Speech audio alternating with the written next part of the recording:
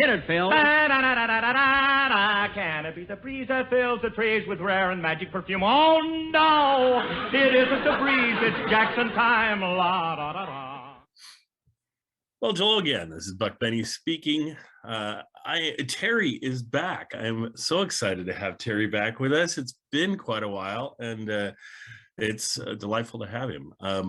Today's episode, just so we know, is the famous Wonder Bread shirt episode. Actually, that's one of the things it's known for. The main thing it's known for is how Jack met Mary, and so we'll talk about that one. It's one I've wanted to do for quite a while.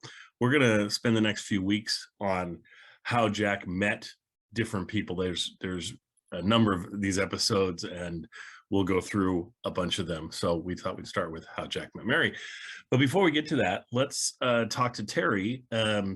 Terry, the project you have coming up, the newest episode of your Imaginaire Theater, sounds like it's close to ready for unveiling. Does that sound about right? That's correct. Yeah, we wrestled over the script for much longer than I expected. It was the most difficult episode I've had to produce so far. Having said that, I hope the next one will be a lot easier and a lot quicker. But yeah, we're steps away from getting this thing done, and it's a two-parter. It's a two-parter. It's longer. So are you going to have both parts done then, or are you done with half of it? Yes, both. No, both parts are going to be recorded and presented at the same time, and that was because we didn't want to run the risk of somebody being unavailable to do part two, because same characters and same actors are in both parts. Okay, that's smart, man. And you mentioned something like that early when we talked about it a year and a half ago, that you were starting the thing or something. It feels that way. I had dark hair and I had hair. But I'm just so excited to get a new episode. I love them. We've been airing them weekly on my podcast to kind of almost do a countdown until we hit the new ones. So thank you. That'll be exciting. It'll be another couple weeks, and then we'll be ready to play the new ones. So thank you very much. Yeah, you're welcome. And they're so enjoyable. They're so interesting, and they're just these little staccato performances that are fairly short. Now, this one's going to be one of the longer ones, correct? Yeah, each half will be about 20 minutes, so about 40 minutes. About 40 minutes between the whole thing. So yeah, great. Which of course, if you go back to my original prediction that the show is going to get longer and longer as it went, you stuck on that progression. It's not looking like there'll be a 24-hour episode. No, probably not. Or it'll be 5 years in the making. Well, anyway, let's move on with our Jack Benny chat, and let's go through our people here. We have Kathy Fuller-Seeley, who I've been posting most recently some of my interviews with her, talking about her books. And Kathy, what wonderful books they are, and what wonderful interviews those were. They were so much fun to do. We couldn't, I mean, really, when I started the interview, we were going to go over 3 books. I was going, okay, about 15 minutes a book. It'll be maybe 45 minutes total for the whole thing. I think it ended up being 2+ hours of interview time, but it was fun. As I said, I had no life otherwise. So. Well, it's just your life is intertwined with so much with Jack Benny and the books you've created that it's charming to hear you talk about those. And then we of course have John Henderson here, and John is from This Day in Jack Benny. And John, anything new on your front with This Day in Jack Benny, or any of your other podcasts? You have any new podcasts that you've started or anything? But go ahead. Yeah, well, I mean, it's really just plugging away at this point. I'm doing This Day in Jack Benny every week. And then I also have another, I've got some podcasts that I've sort of completed. I've done all of the Aldridge family in a podcast called Gee Whiz. And now I'm working on a podcast called Bible Broadcasts, which is doing right now a series of the life of Jesus from an old radio show. So, it's when you start a project that's 2 years long, then there's nothing new for 2 years, but it's lots of fun. Yeah. And that's really cool that you do that. I love that. And that's kind of what I do too. I'll take on different projects and we do them. I mean, for instance, this whole gang, we did the Orson Welles commentaries that we did. There was a year's worth of them, and we did all of those, and so that's great. We still are going to double back and do redo a couple at the beginning that I did by myself because I'd like to have you guys help me do them. But I'm just basically waiting till Vincent's available again. I think that'll be a few weeks from on now. deadline. He's on dissertation deadline. Yeah. So and that's fine. We got time, and actually we've needed to focus on Jack Benny anyway with the convention and everything going on. So so that's been fine. And then and speaking of that, we'll go over to Zach for a minute. And Zach can talk about the new thing that's starting up on YouTube with Jack Benny, and I think that'll be an exciting thing to chat about.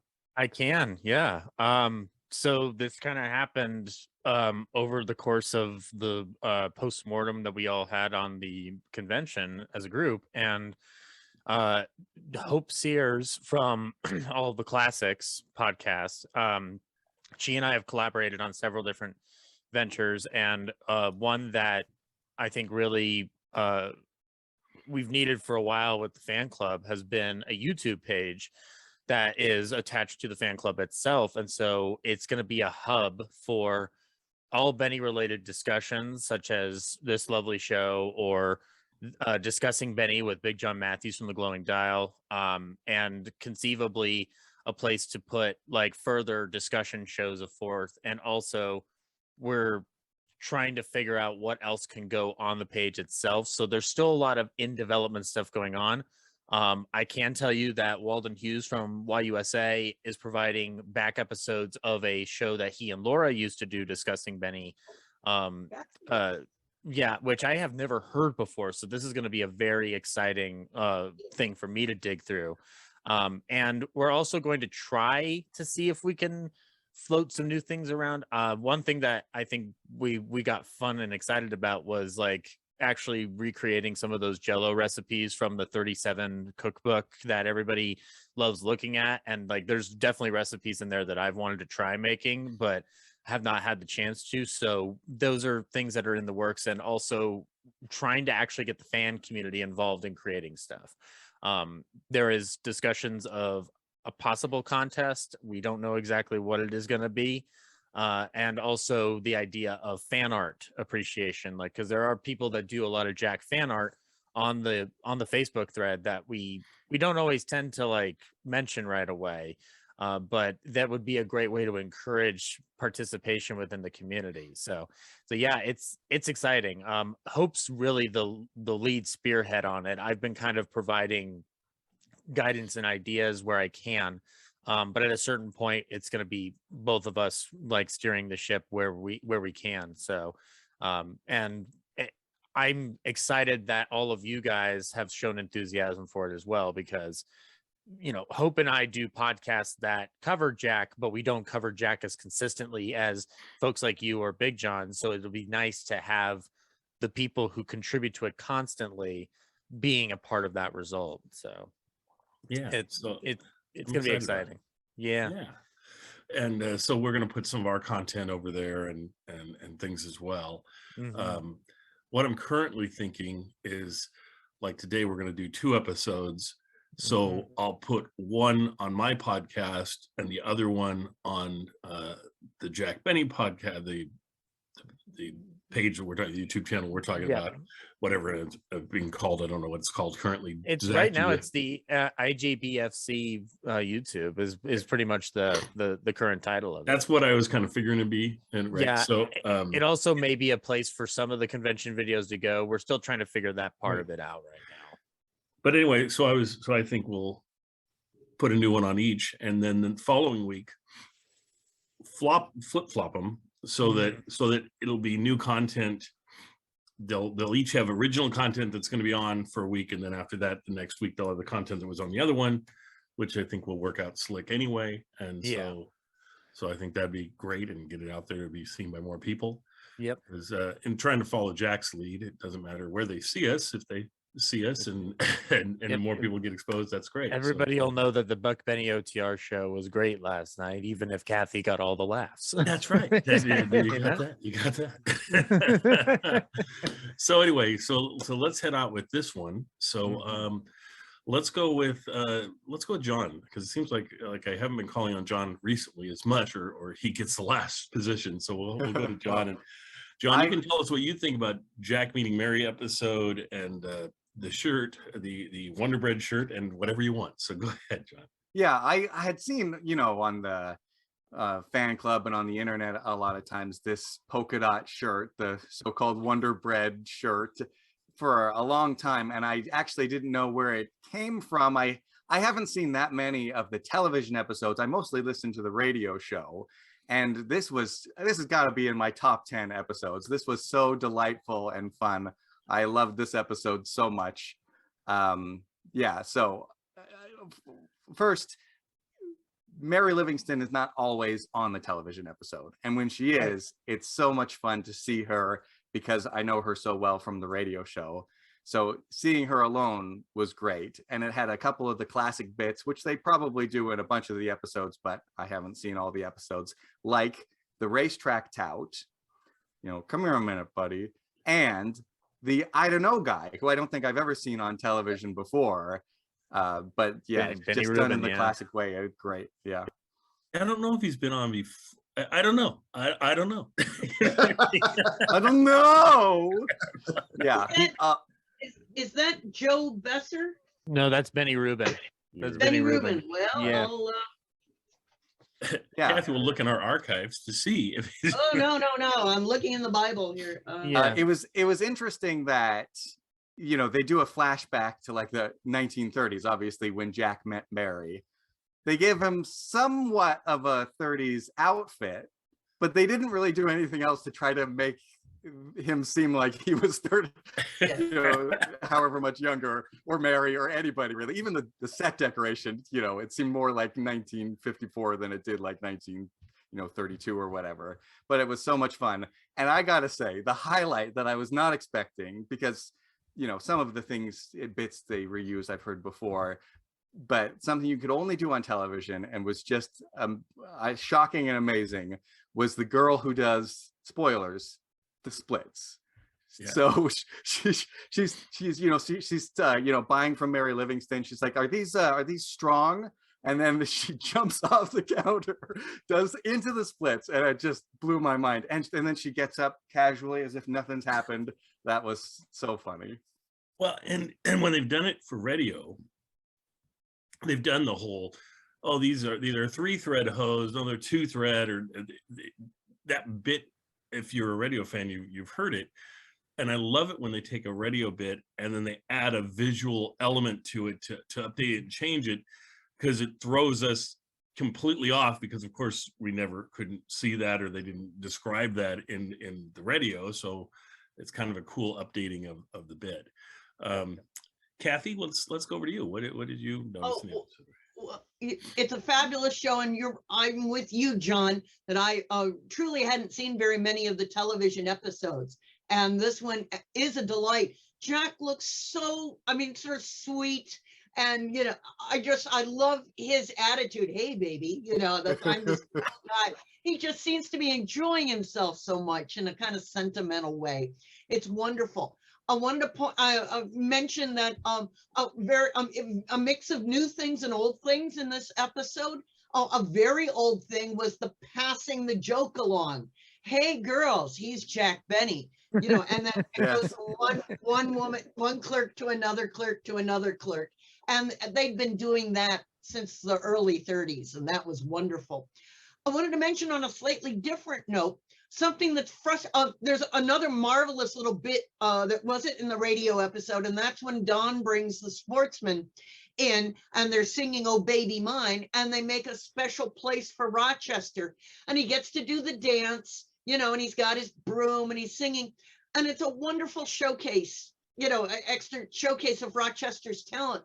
What frustrates me is that certain younger television historians will just snip that little part out and say, look at the minstrel show, look at the, and it's like, but you don't, it's, because you could look at actually watch the whole episode or that whole segment, you see they set it up to praise, I mean, they're doing it especially because they know he's a professional, and he happens to be cleaning the house. And as I said, I'm very frustrated that the piece has been used in television history documentaries to point up how badly African Americans were treated on television.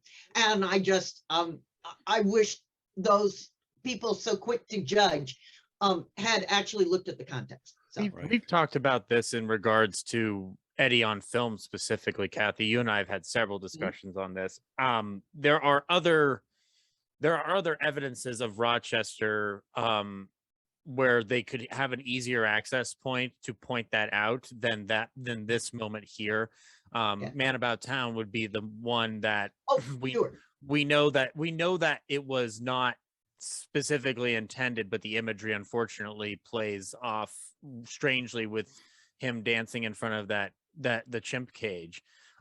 In this particular episode, I don't see it that way. I think the closest you get is that the fact that he has a broom in his hand, but the context of Eddie Anderson as he exists is still showing his ability as a vaudeville dancer and a vaudeville performer. And prior to that, we still have him, even though he is washing the dishes with Roy, you've got the many examples of him going behind Jack's back and or talking back to Jack. So there is a context that they remove when they just use that clip solely on its face. Now I understand why they're doing it and they're making a broader point. But yes, when you're snipping out that individually and without the context of who Eddie Anderson was as a performer and why he was a groundbreaker rather than somebody pushing it backwards, it does create an inflexibility. But this is, anytime you can get Eddie dancing on the show, it's just another example of his artistry that we get to watch what he would have done on a vaudeville stage or would have even done in the movies, because at this point, I don't know how many times Buck Benny Rides Again is actually being rebroadcast on television at this point.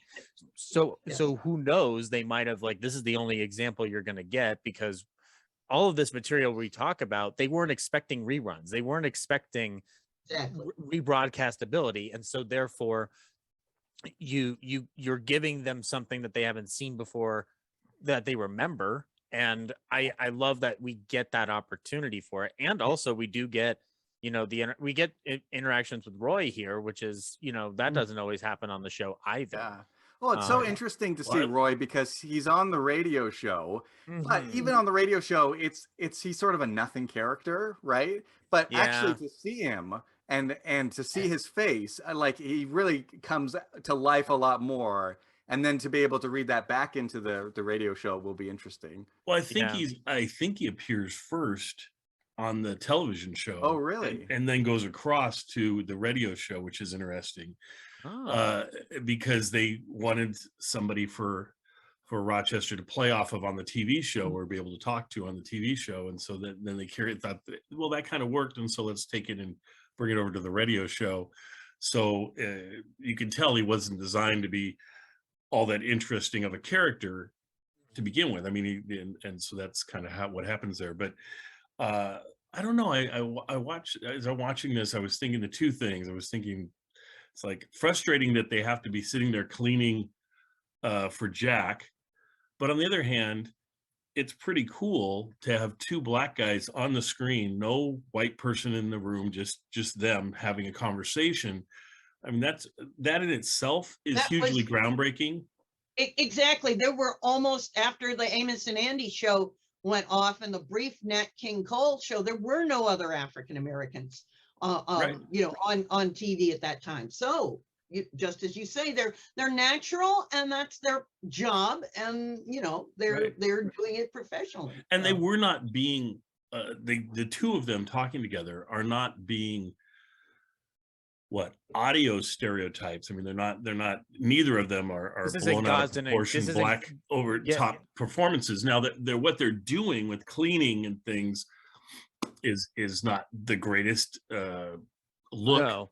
But it's not Gosden and Corral. This isn't Freeman and Charles going out and doing their shtick from Amos and Andy in front of the camera. It's a natural conversation, and it's a stepping stone. It's one of many stepping stones that you see throughout the era, specifically with Jack, partially because he's the one lens he's looking at it through is a post-World War II environment where he shifts the entire influx of how Rochester is perceived, with the few exceptions of when reused scripts aren't double checked, as Kathy talks about in her book.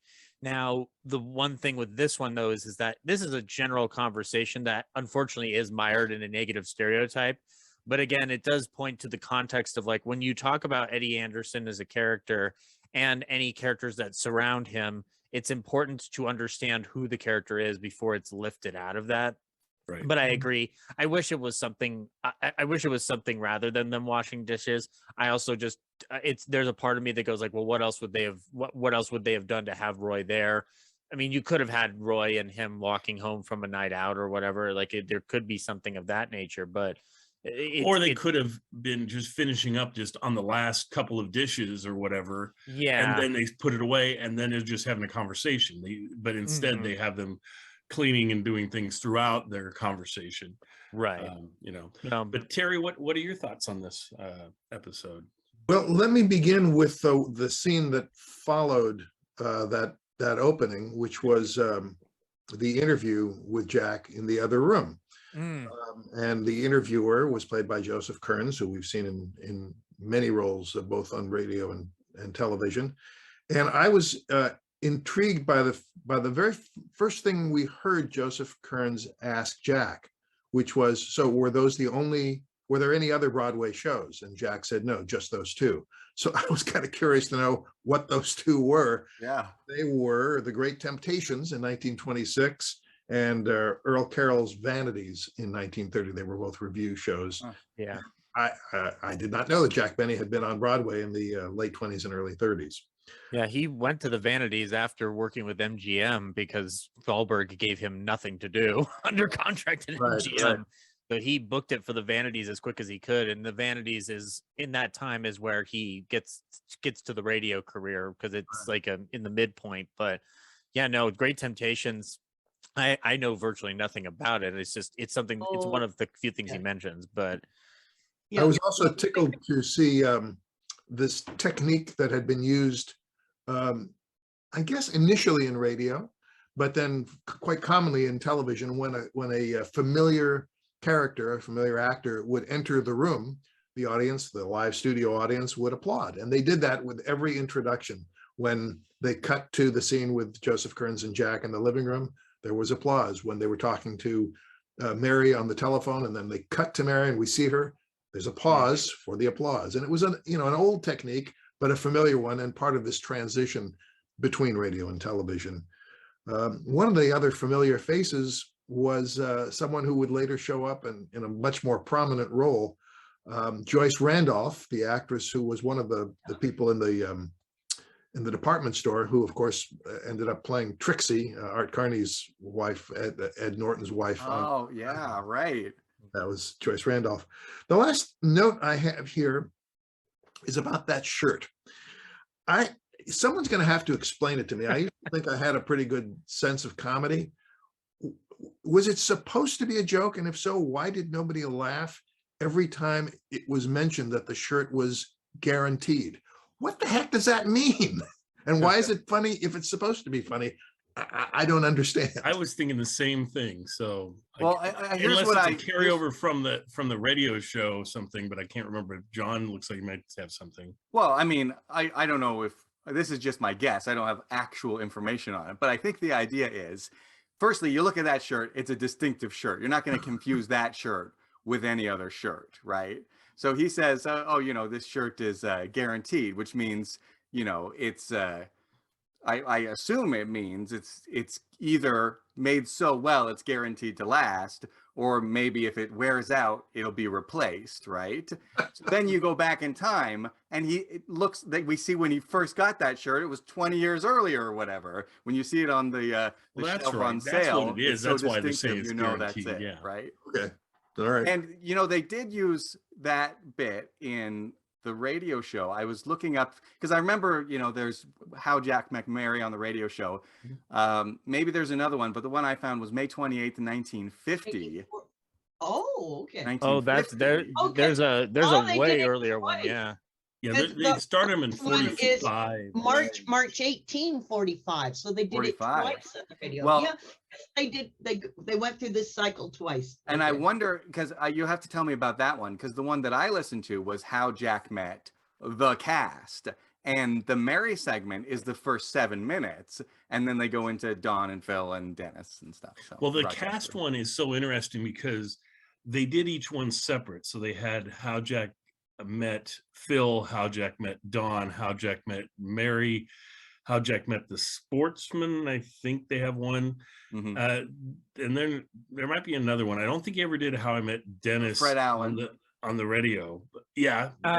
He did do How He Met Dennis with the cast one, and Yeah. he did it in Yeah, another, in the cast one, but he don't Yeah, think it has standalone. not a standalone, although there is one of those retrospective shows, I think, before they leave Jello and go to Grape Nuts, where they talk about the highlights of the Jello program as it existed, and you have them talking about how Jack met Dennis, and they recreate the sketch of Dennis's first appearance with Verna Felton as his mother. Yeah. But the song is, instead of Good Night My Beautiful, which is Dennis's first song, you have Wish Upon a Star from Pinocchio, which had been released that year. So it's like they'll reuse the bit in different ways, and you'll hear that the timing is different. The 45 run of these How Jack Met certain people, there's a couple of them that stand out. One of them is actually How He Met Phil Harris, and that one takes them to the basement of whatever club he's working at, and it has the joke about this is a lock of Mr. Harris's hair, only 50 cents. No, I don't want that. You better take one. We don't, this is the last one, and we don't shear him till the first of the month. So but yeah, the 45 one with Mary, specifically, it's a longer version of it. So it's like, it's actually stretched out to about the length of this particular sketch on the television show, minus the visual details. So yeah, he would recycle this more often than not, but he still had Joseph Kearns as like did they still have Yes. Joseph Kearns? Okay, yeah. Yep, Yes, Kearns was in absolutely he all of does. them, all the way into TV. I mean, that's pretty Yeah. cool that they kept Kearns doing that. Mhm. Like Kathy says, it's so amazing how they're doing things to either appeal to an audience that is a long time audience who's watched him for 15, 20 years, or it's just that Jack has this incredible loyalty and said, well, who was the guy that played him? We're going to get that guy. And they keep on getting the same people back because Jack wants to honor the fact that these people originated these parts. But I just think that's pretty amazing that Jack does that. Well, I'll tell you what, I think we'll hop off of this one because I want to chat a little bit about another one, and then we'll go from there. So unless anybody has anything else to throw in that they haven't thrown in yet, are we good? I do want to throw in one thing. Yeah, So go ahead. we've talked about, like, in various conversations, about Jack being filmed versus Jack being live. This is an example of a pre-filmed sketch, and there are two things that I noticed. Number one, we can obviously identify that it's filmed because of the close-ups we get on Jack, which are specifically edit points and cuts. The other one is, and it's not a criticism on Mary Livingston, but she does not know how to hold a phone. The way she is holding that phone, she is not speaking into the receiver. It's one of those things that I noticed where I'm just like, this is like watching a Tommy Wiseau film for a second, where Mary just doesn't, she has it off to the side. So it's clear that the phone receiver would not be receiving her voice that clearly. Jack, I hate to disappoint you, but for someone who was actually alive in 1954, people did hold the phone that way. Really? Because it was so loud if you held it too close to your mouth or something. It was just a habit. Yeah. Oh wow. Okay. Then that kind of Not a throws my mistake. Not a mistake. No, it's not a disappointment. I'm glad to be corrected, because I was looking at that going like, she's not near the receiver. Well, the thing is, when historically, when you watch television shows that have somebody on the phone, they don't want it in front of their face where you're not going to see their face. So even the Brady Bunch and things will be holding it down awkwardly because they just the way they film it. And certainly if the Fonz answers a phone, he always answers it down as well. Right. Yeah, I got you. But I gotta say, as a filmed episode, the energy is very good and high. Yeah. Sometimes it can really slump on a filmed episode. This was a great one. And I know we're running out of time, but I want to mention that There is a color photograph of Jack Benny wearing that shirt, and it's like this sort of like weird peachish color and then brown spots. So it's interesting. Yeah. So yeah, that's all. Very good. Thank you. From Hollywood, the Jack Benny Program. It was awful nice of you to come over and help me clean the house, Roy. Oh, that's all right, Rochester. Say, it must have been a big party Mr. Benny had. Oh, it was. He invited all his friends.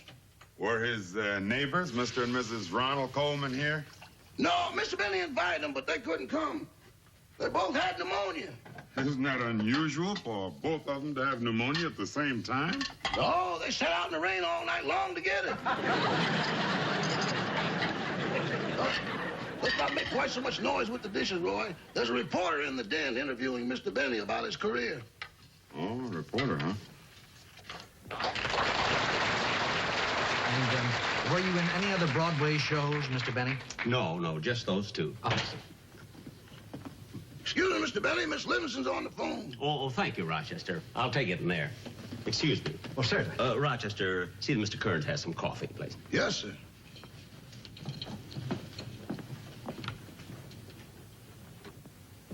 Hello, Mary. Jack? Jack, I've got the biggest surprise in the world for you. What are you doing right now?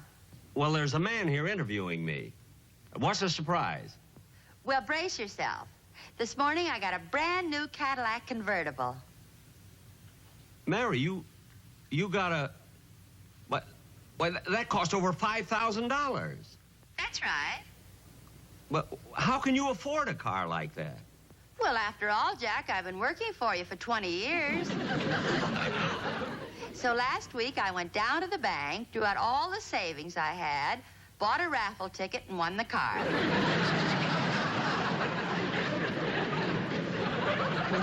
Well, congratulations. And you know, it's fully equipped. It has radio, heater, and everything. All I have to buy is just a spare tire. Mary, you mean the car didn't come with a spare tire? No. Well, all the nerve. Well, that's awful. Well, what do you want me to do, go get my dollar back? No. The next time you buy a raffle ticket, read it carefully. That way you won't get stuck. All right, Jack. But I've got to go now. I'm so excited about driving my new car. So I'll see you tomorrow. Bye. Goodbye. Goodbye, Mary. I'm sorry for the interruption, Mr. Kearns. Oh, that's quite all right.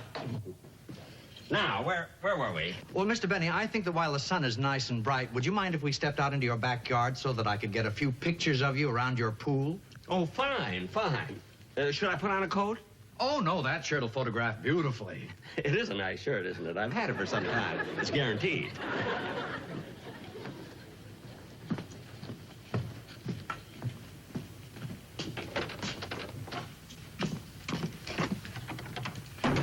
Don't forget, we got to clean up that tray there, Roy. Yeah, okay.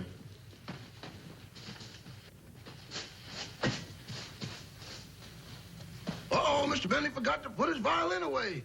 He sure hates it when dust gets on it. Shall I dust it? Well, I don't know. You think you might drop it? Of course not. Well, let me dust it.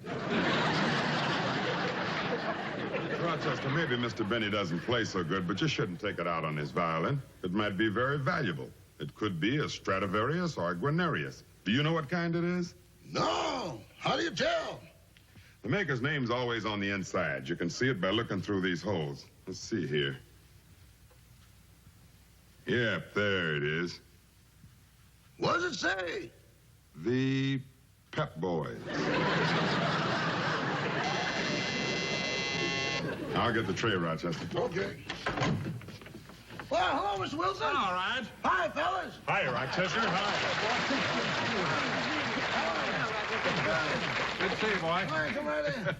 Mr. Benny's out in the backyard taking pictures. I'll tell him you're here. Oh, no, Rochester. We don't want to see him. We want to see you. The sportsman and I have worked out a wonderful number, but we need another voice. You sing, don't you? Anything but soprano. Now, here's your music. Look it over. Isn't too hard for you, is it? Let's see. I think I can handle this. Hey. Let's run over one. Sure. Yeah, let's do it. Come on, boys.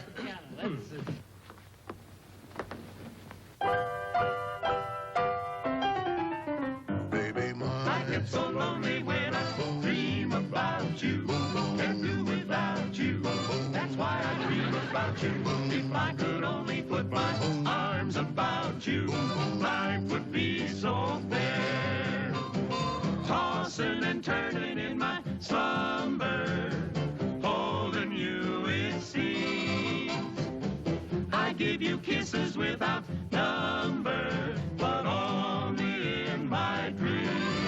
Oh, baby mine. I get so lonely when I dream about you. Can't do without you. That's why I dream about you. If I could only put my arms about you, life would be complete.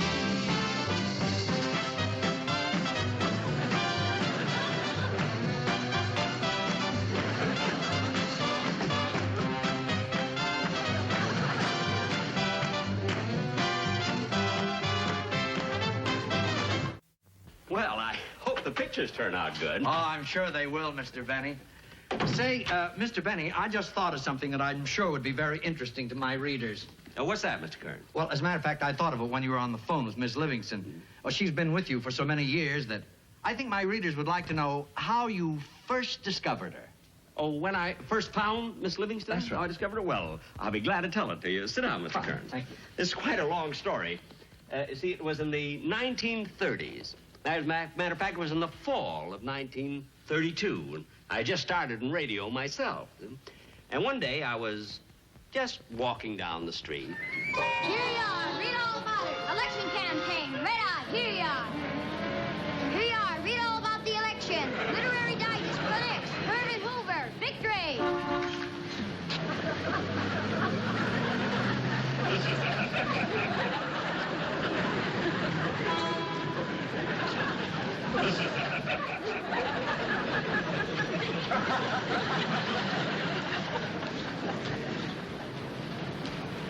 Look, mister, this is your third time around the block. Now, why don't you buy a paper? Smart aleck kid.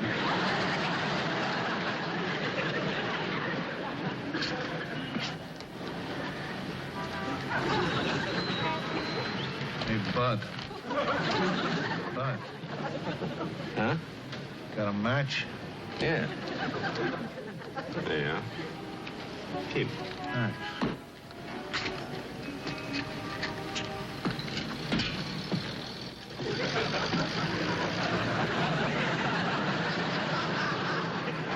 Hey, there's a nice shirt. Guaranteed, too.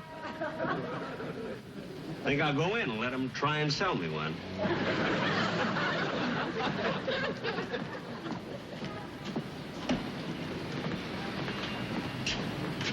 Just a gigolo everywhere I go. People know.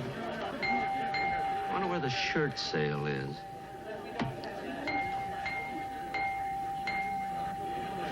There's the information desk. Ask. Pardon me, I saw a shirt in the window that I like. Are they having the shirt sale on this floor? I don't know.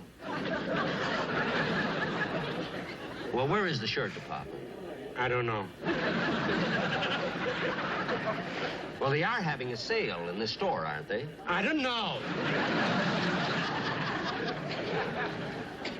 Well, for heaven's sake, if you don't know anything, what are you doing behind the information desk? I had to get behind something. I tore my pants.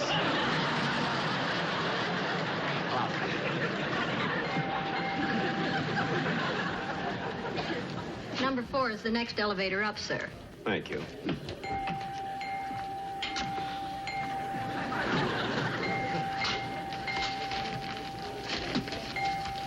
Hey, Bud. Bud. Oh, it's you again. Come here a minute. Huh? Come here a minute. What do you want? Where you going? Upstairs. Which elevator you taking? Number 4.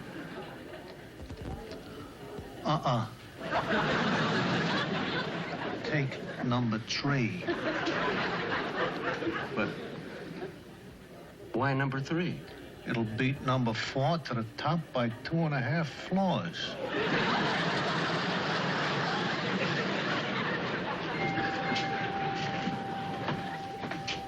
But number 4 is just about to go up. I know, but it's carrying too much weight.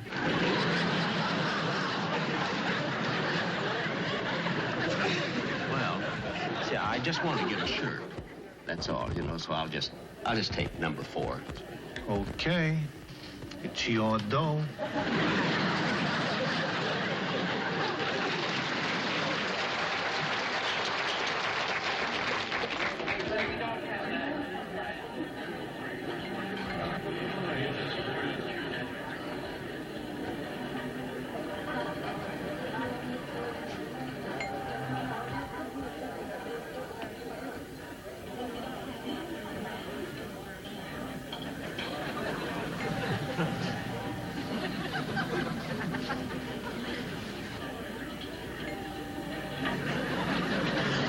Sir? Yes, I'd like to buy this shirt. I saw it in the window. Oh, a very wise selection, sir. This shirt is not only smart looking, but it's also guaranteed. What size do you wear, please? Well, it's been so long since I bought a shirt, I forgot the size. Well, it's easy enough to find out. The size is marked on the inside of the collar. Turn around, please. Yes.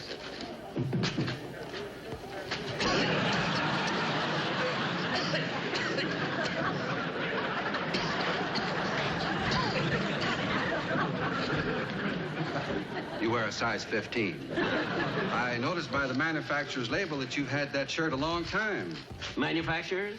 Yes, it was made by Hart, Schaffner, and Geronimo. Oh, yes. You know, Geronimo is in business for himself now. He makes Aero shirts.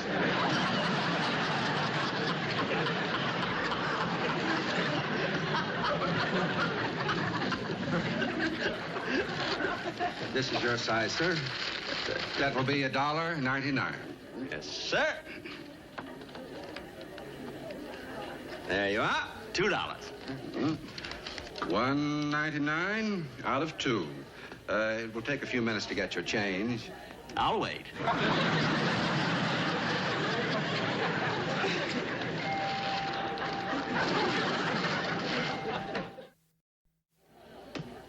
Just a gigolo. Every place I go, people know the part I'm playing. Yum bum bum bum bum. Dum, dum. Hey, get that good-looking girl behind that hosiery counter. What a chicken. After I get my change, I think I'll go over and date her up. Gee, Mary, I wish this day was over. Yeah, standing 8 hours a day is just murder. Yeah, when I get home at night, my feet are all swelled up. Mine too. Wish I was a secretary or a stenographer so I could sit down all day. I'd rather have big feet. Say, Mary, that guy over there is trying to attract your attention.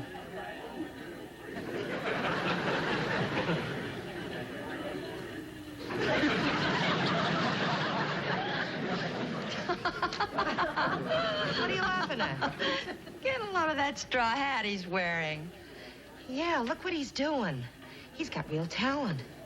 Oh, Sally, you say that about every guy that can wiggle his ears. Yeah, but look at him. One at a time.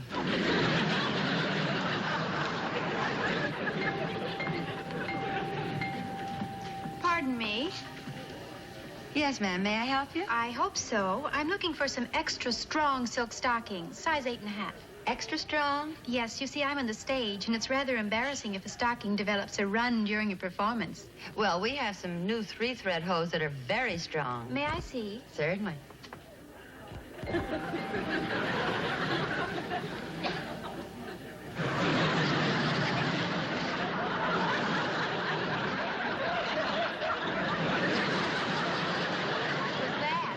Oh, nothing. Just someone trying to attract my attention.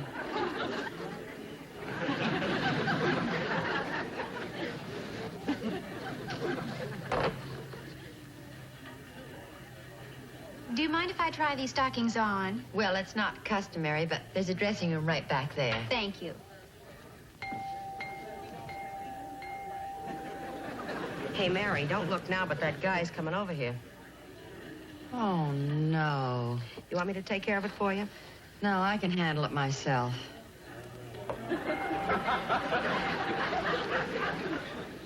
Look, he's walking like Theda Bara. Just a gigolo everywhere I go. Hello, kiddo. Where have you been all my life? Avoiding it. Hey, you're good. I like my tomatoes with a little spice. Tell me, baby, what's your name? Mary. Mary what? Quite contrary?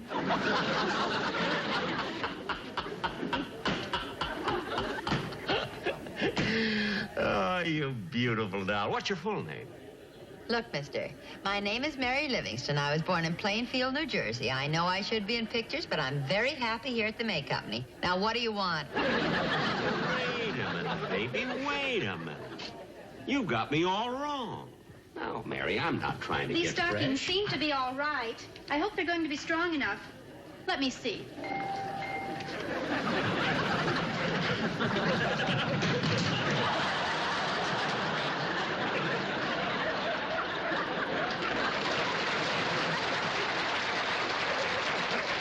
Thank you.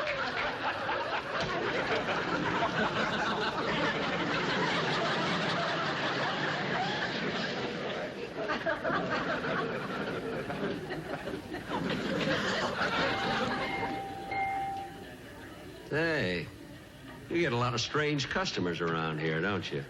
Aw, you're just self-conscious. Now, look, Mary, I'm not trying to get fresh. I really like you. Now, look, if I hang around here until you get through working, can I take you home? No, I don't think so. Why not? I got a taxi outside. Look, mister, I've been out with taxi drivers before, and I'm not driving. Okay. Don't you know who I am? No, thrill me. Well, hang on to your counter because I'm going to. I'm Jack Benny. Well, what do you know? Hey, Sally, he's Jack Benny. Hey, Judy, he's Jack Benny. Hey, Peggy, he's Jack Benny. Who's Jack Benny? I don't know. Who's Jack Benny? I don't know. Who's Jack Benny? I don't know, ask him. Now, wait a minute, baby. You know who I am. I've been on the radio for 3 months. You ought to go out with me. Look, I've got a lamp that's been on the radio for 3 years. I don't go out with that either. Hey, that's good. You're fast on the trigger. What are you doing working in a department store? Look, I can put you on the radio. Hey, Sally, I knew this was coming. My mother told me there'd be guys like you, but I thought they'd be much younger. You're terrific. No, I'm serious, Mary. Look, you ought to be on the radio with me. You know, mister, as soon as I saw you sail that straw hat, I knew you were in show business. Sure, I used to do this in my vaudeville act. Hey, get a load of this. Watch this.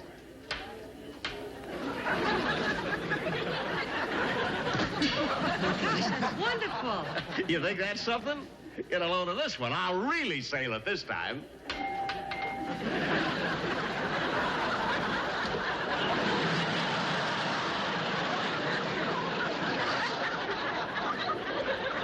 This I don't understand at all.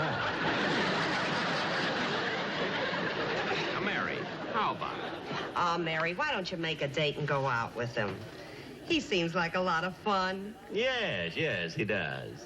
Well, Oh, look at Mary. Now, look at, I'm serious. If you go out with me, look at, you'll go places. I can make a big star out of you.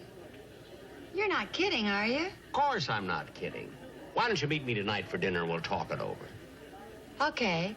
There's a cafeteria right across the street. No cafeteria. Why, baby, you're going out with me, Jack Benny. Hey, Judy, who's Jack Benny? I don't know. Who's Jack? Never mind. You're going out with me tonight. A big star.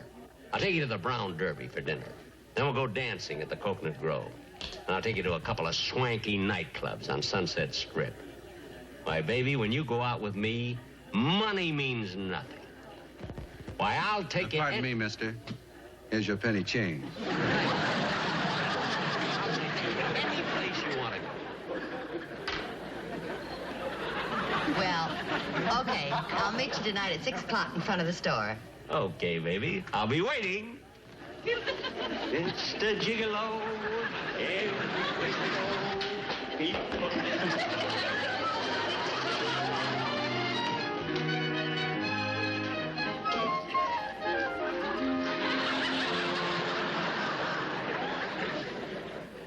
And that, Mr. Kearns, is the story of how I found Mary Livingston. Well, that certainly is very interesting, Mr. Benny. Well, I better be going now. I don't want to take up any more of your time. That's all right. I'll take you to the door. Oh, fine. Oh, by the way, your butler took my hat. Oh. Rochester, Yes, boss. will you please bring Mr. Kearns his hat? Yes, sir. You know, Mr. Benny, I'll bet Miss Livingston is really grateful to you. Well, yes, she is. And after all, why shouldn't she be? When I found her, she was just a sales girl, and today, she drives a brand new Cadillac. Here's your hat, sir. Oh, thank you. Mr. Kearns. Mr. Kearns, where did you get this hat? Well, I was in the store that day, too. I was wearing a derby. Well, what do you know? Just a minute.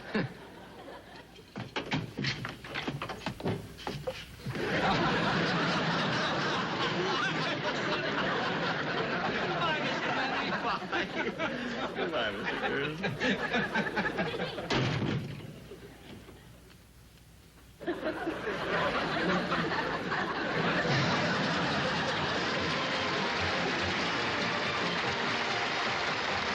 Jack will be back in just a moment, but first...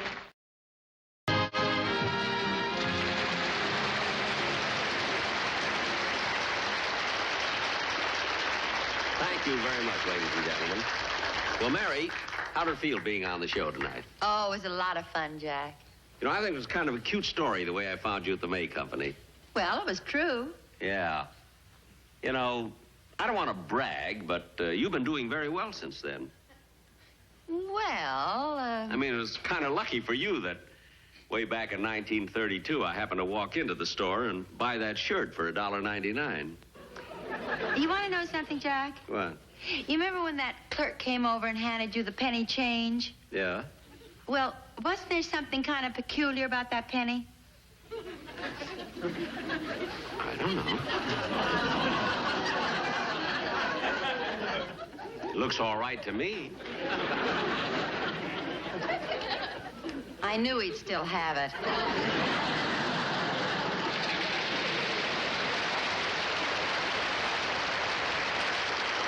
I only kept it as a souvenir.